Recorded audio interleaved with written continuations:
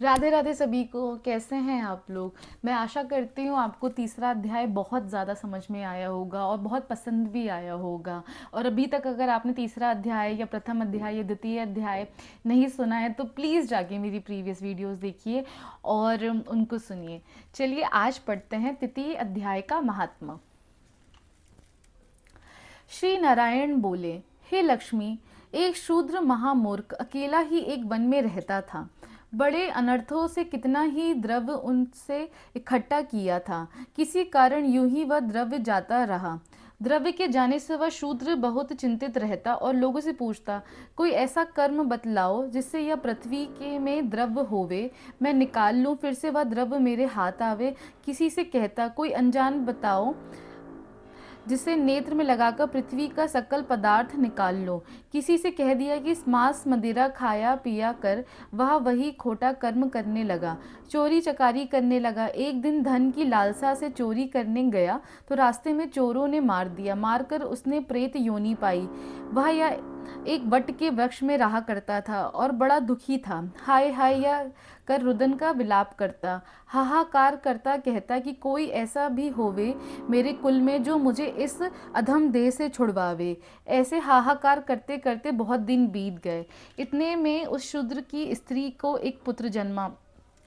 उसका पुत्र बड़ा हुआ तो एक दिन अपनी माता से उसने पूछा कि मेरे पिता क्या व्यापार करते थे और उसका देहांत किस प्रकार हुआ। तब उसकी माता ने कहा, हे बेटा, तेरे पिता के पास द्रव्य बहुत था, सो यूं ही जाता रहा। वह धन के चले जाने से बहुत चिंतित रहते। एक दिन वन को गया तो किसी का धन चुरा लाऊंगा, तब मार्ग में चोरों ने उसे मार डाला। तब पुत्र ने पूछा, हे माता, उसकी गति कराई थी? तब माता ने कहा, नहीं। तब पुत्र ने कहा, हे माता, उसकी गति करानी चाहिए। माता ने स्वीकृति दे दी। तब वह पंडितों से पूछने गया, जाकर प्रार्थना की कि हे स्वामी, मेरे पिता का एक वन में जाकर किसी के हाथों मारा गया था, इसका उपाय कर कर कहिए कि जिससे मैं उनका उद्धार होवे। तब पंडितों ने कहा, तू गया जी जाकर उसकी गति करा, तब तेरे पितरों का उद्धार होगा। तब उसने आज्ञा मानकर माता की आज्ञा लेकर गया जी को गमन किया। प्रयागराज के दर्शन स्नान करके फिर आगे को चला तो रास्ते में एक वृक्ष के नीचे सुस्ताने बैठ गया। वहां से उसको बड़ा भय प्राप्त हुआ। यह वही वृक्ष था जहाँ उसका पिता प्रेत योनि में रहता था। उसी जगह चोरों ने उसको मारा था।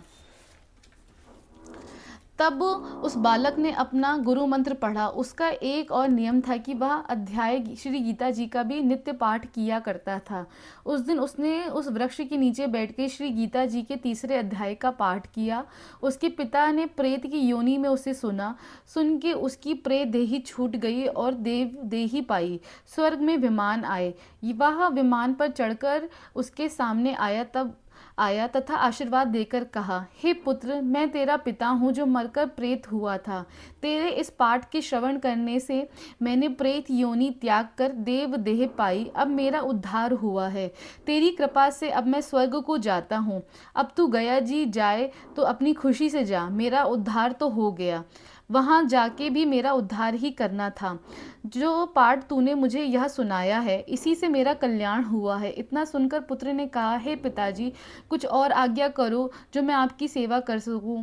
तब उस देव देही ने कहा, हे पुत्र, मेरे साथ पीढ़ियों तक का नितर नरक में पड़े हैं, वे सब बड़े दुखी हैं। अब तू श्री गीता जी के तीसरे अध्याय का पाठ करके उनको फल दे, जिससे वह इस दुख से मुक्ति पावे। वह तेरे बड़े हैं, नरक से निकलकर स्वर्ग में पहुंचेंगे। इतना वचन लेकर वह देव देही पाकर स्वर्ग को चला गया। तब उस बालक ने वहां तीसरे अध्याय का पाठ किया और सब पितरों को पुण्य देकर बैकुंठ किया। तब राजा धर्मराज के पास यमदूतों ने जाकर कहा, हे राजा जी, नरक में तो बहुत से लोग नहीं हैं, वहां तो उजाड़ पड़ी है। तब कई जन्मों के पाप कर्मी थे, उनको विमानों पर बैठाकर श्री ठाकुर जी के देवदूत ले गए हैं। इतना सुनते ही धर्मराज उठकर श्री नारायण जी के पास गए, जहां पाताल में शेष नाग की शैया पर श्री नारायण जी विराजमान थे और श्री लक्ष्मी चरण दबा रही थी। वहां जाकर धर्मराज ने दंडवत कर हाथ जोड़कर कहा, हे त्रिलोकीनाथ, श्री महाराज जी, जो जीव जन्म जन्मांतर के पापी थे उनको आपके दूत विमानों पर चढ़ाकर बैकुंठ को ले गए हैं। तब नरकों के भोगने का दंड किसको देवे और किस प्रकार दंड दिया करे। तब श्री नारायण जी ने बहुत प्रसन्न होकर कहा, हे धर्मराज, तू दुखी मत हो, तू अपने मन में कुछ बुरा ना मान। मैं तुझे एक वृंताट कहता हूँ, श्रवण कर। यह जीव पापी थे, इनका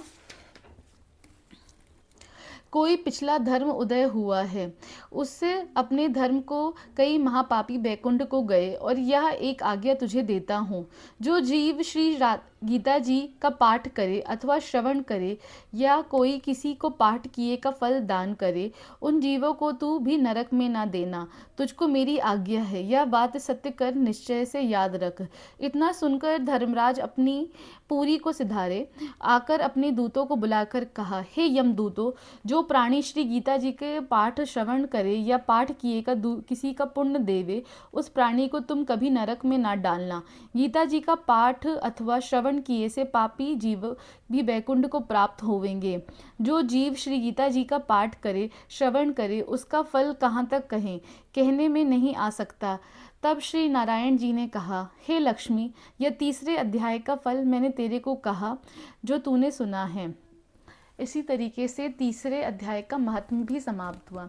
आपने सुना कि गीता का तीसरा अध्याय सुनने से ही आपको वैकुंठ की प्राप्ति हो जाती है। तो मैं आशा करती हूँ आपने तीसरा अध्याय भी सुन लिया होगा और आपका दिन बहुत ही अच्छा जा रहा होगा। अब फिर मिलते हैं चौथे अध्याय के साथ। राधे राधे।